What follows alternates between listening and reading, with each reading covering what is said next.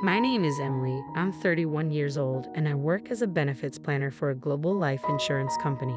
Despite the decent pay, my job often takes me to various companies, providing ample opportunities to meet new people, including men. However, recently, one of these acquaintances put me through a terrible ordeal driven by his grief for money, ultimately ruining a significant milestone in my life. Today, I'd like to share the story of this unfortunate event. I lost both my parents in a car accident when I was in elementary school. Raised by my maternal grandparents, who didn't have much money, I attended local public schools throughout middle and high school. Despite their financial constraints, my grandparents took out loans so I could attend a somewhat expensive college.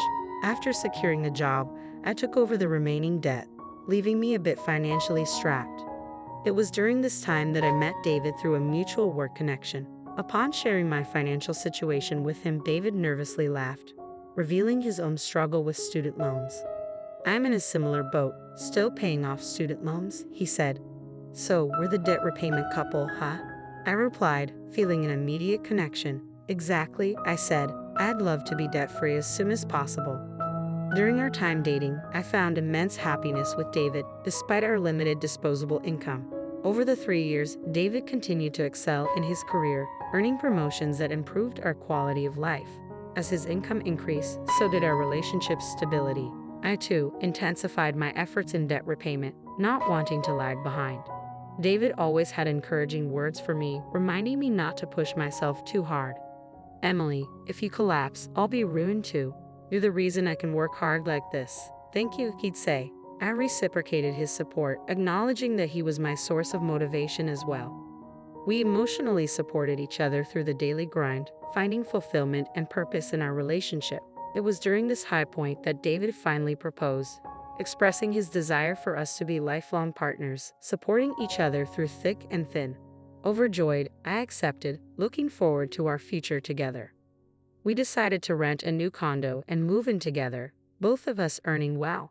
Our relationship only seemed to grow stronger, with David's parents welcoming me with open arms, thrilled to meet the woman their son had chosen, a beautiful and talented graduate from a reputable university. I recall feeling a mix of awkwardness and flattery as David's parents showered me with compliments. With no parents of my own and my grandparents, who raised me, now in a nursing home, I decided it was time for David to meet my high school best friend, Melissa. We arranged to meet at a cafe near Melissa's condo. "Nice to meet you, I'm David," he greeted her warmly. "Happy to finally meet you," Melissa replied with a smile. "Emily told me lots about you. Please take good care of her, she can be vulnerable at times." Though Melissa and I were the same age, she exuded stability and reliability. I had always looked up to her as a big sister figure, leaning on her for support when needed. A few months after this initial meeting, Melissa once again proved her unwavering support when a significant turning point came. Introducing David to my best friend went smoothly, and soon after, David and I began diving into wedding planning. However, David's work began demanding more of his time, often intruding on our plans. Even on days we had set aside for dress shopping, urgent calls would disrupt our schedule. "I have to work this weekend. I know it's a big day for us. I'm really sorry," David would apologize. Understanding his commitments, I reassured him, "It's okay. I'll try on the dresses, snap some pictures, and we can pick one later. Thank you for understanding." During this time, David was swamped with work, often having to work weekends and travel for business trips during the week. Left to handle much of the wedding planning on my own, juggling it with my job became exhausting. But despite the challenges, our hard work paid off. The ceremony and reception exceeded our expectations, with heartfelt speeches from Melissa and blessings from my grandparents, who sent their regards through a video message. As we bid farewell to the last of our guests, David and I finally found a moment to relax in the backstage room, basking in the joy of our special day. I still vividly recall the moment David's demeanor shifted, his casual demeanor abruptly interrupted by a surprised look upon checking his phone after our small talk. As he hastily excused himself from the table to take the call, I assumed it was work-related, not foreseeing the impending upheaval about to unfold in our lives. In the backyard of the venue, a steep staircase intended for staff caught my eye as I navigated the space in my gown. Oblivious to the distraction caused by someone calling from across the hallway, I found myself momentarily off guard. In an instant, my body was airborne, propelled through the air. a scream piercing the air as I collided with a powerful impact, engulfed by intense pain. As I lay in the hospital bed, bandages enveloping my arms and legs, bruises and scrapes marring my skin, I struggled to piece together the events leading to my current state. Miraculously, no bones were broken, but the contusions and bruises served as a painful reminder of the ordeal. The nurse's explanation offered little solace, merely confirming that I had tumbled down the venue's staircase, the details of the fall shrouded in mystery. Hours later, amidst the confusion and physical discomfort, another unexpected blow struck. David, who had entered my hospital room, delivered a devastating revelation, severing our relationship with callous finality. "You're useless to me now," he declared, thrusting a settlement of $30,000 towards me. Stunned and bewildered, I pleaded for an explanation, only to be met with a cold dismissal. "Just lie down and shut up. You'll only make your injuries worse," he retorted, callously disregarding my turmoil. The crushing realization dawned upon me as he callously confessed to finding another woman, leaving me reeling in disbelief and heartbreak. I'm marrying her." "Sorry, Emily." David's words hit me like a ton of bricks. The disbelief mingled with the sting of betrayal as I struggled to comprehend the gravity of his revelation. "Emily, are you kidding me? We just had our wedding ceremony, and now this." I protested, the weight of his confession crushing my spirit. "But we haven't filed the marriage certificate yet. I was waiting for our anniversary to file the paperwork," I pleaded, clinging to the sliver of hope that remained. As the realization sunk in, I realized it was indeed the right decision to delay filing. David's genuine happiness at the unexpected turn of events betrayed his indifference towards my injuries and suffering. "I'll give you all the wedding gifts as a get-well-soon present. Bye," he nonchalantly declared before leaving, his laughter echoing in the empty room. "Wait, David," I called out, desperation tainting my voice. But he didn't hear, the sound of his departing laughter haunting my thoughts. Tears streamed down my face as I clung to Melissa, pouring out my heartache and despair. "It's been so tough," I sobbed, recounting the ordeal to Melissa. "I'm furious that this happened to you, Emily. Focus on healing for now. I'll look for the culprit," Melissa reassured me, her support a lifeline amidst the chaos. "The culprit. David," Melissa's words hung heavy in the air, the pieces of the puzzle slowly falling into place. "He was even laughing when I was waiting for you to change so we could leave together. Then ambulances showed up, and it was chaos. They said you'd have fallen down the stairs. That's when I saw it. As they were carrying you, he had this nasty smile on his face," she recounted, a chill running down my spine at the revelation. "Did David push me down the stairs? What could he possibly gain from it?" The questions gnawed at my mind, but I pushed them aside, focusing on healing, as Melissa advised. As my physical wounds began to heal, so did the wounds of my heart, transforming my sorrow into fierce anger. I couldn't rest until the responsible parties were held accountable. A few weeks later, armed with evidence and fueled by the thirst for justice, Melissa and I lured David to a cafe, ready for payback. Determined to seek justice, I confronted David, who appeared noticeably different from the man I once knew. His flamboyant attire and unfamiliar accessories spoke volumes about the changes in him. Despite his seemingly good mood, I couldn't shake off the feeling of unease as he handed me an envelope. "What's this?" I inquired, eyeing the sack of cash within. "It's a get-well gift," he replied casually, his nonchalance grating on my nerves. "Good to see that both your scars and bruising have healed." "How generous of you," I retorted, unable to conceal my sarcasm. "Do tell, what brought this on? Why did you betray Emily?" I demanded, my anger simmering beneath the surface. David's smirk only intensified, sending a shiver down my spine. "Actually," he began, his tone dripping with arrogance, "the woman I've been seeing won $10 million in the lottery." $10 million?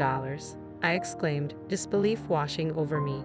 "So, what's $10,000 or $20,000 to me now?" he continued, his callousness leaving me speechless. It dawned on me that David had been involved with another woman even before we exchanged vows.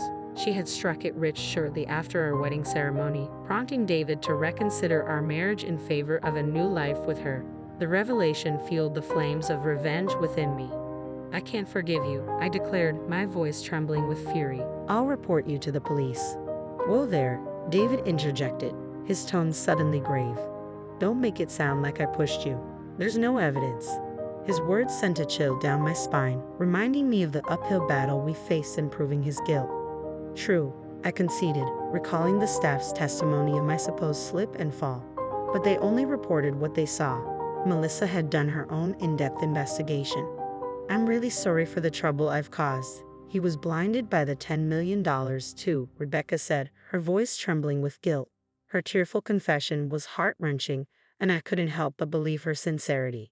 After apologizing profusely, she quietly disappeared without saying a word to David. Several weeks later, I received a desperate call from David, asking to meet and talk.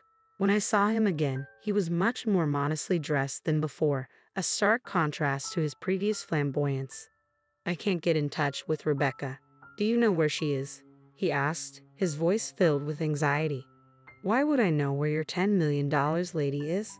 I replied, my tone cold. Right? Listen, Emily, I've given you a total of $40,000, right? No, it's actually $60,000, including the compensation. I corrected him. Is that so? I hardly remember.